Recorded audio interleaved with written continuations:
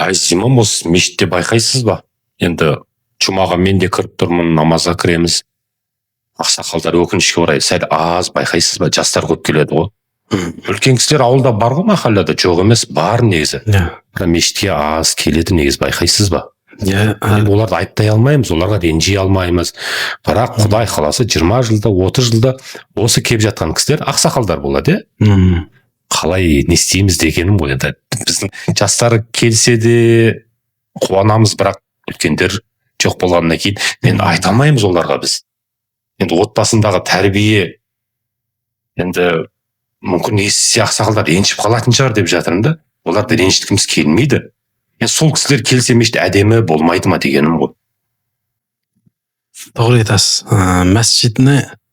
Мәсжид şu ақсақалдар bilan өзгеше болады. Мәсжид жамааты.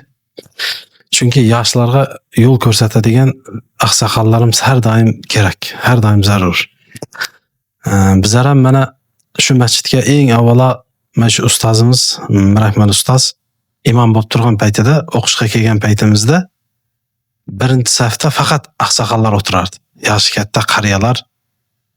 Masjidda imom bor yo'qligi muhim emas edi. Imom bo'lsa ham, bo'lmasa ham shunaqa tartib bo'lardi masjidda. Chunki qariyalarni ham shunga nimasi bor edi, ahamiyati bor edi. Ya'ni e'tibori bor edi. Shuning uchun hozir mana to'g'ri aytasiz, ancha qariyalarimiz o'tib ketdi. Alloh taolo o'zi rahmat yozsin. Hozir ham masjidlarda qariyalar bor. Masjidning oldingi saflarda o'tiradigan, lekin baribir avvalga qaraganda hozir azroq. Hozir yoshlar ko'p.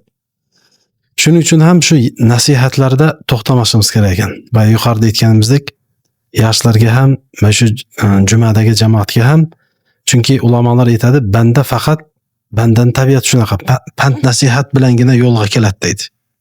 Qayta shuni aytishlik bilan bir marta aytdik, yetadi-da demar ekanmiz-da. Imomlar ermasligimiz kerak ekan. Qariyalar, yosh kattalar, masjidning kattalari, shu ақсақалlar, shular hammasi birgalikda yoshlarni to'g'ri yo'lga tushishligida, to'g'ri yo'lda davom etishligiga va ular yuqorida aytganingizdek, ular ham vaqtlar kelib shu masjidimizni qariya ақсақалlarga aylanadi.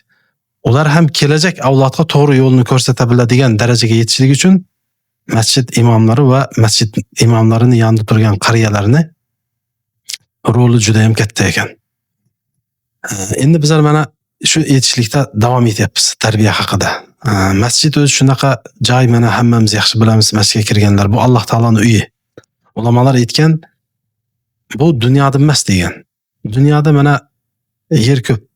Ko'chaga chiqsak ham mana hozir boradigan joylarimiz, aylanadigan ko'chalar ko'p.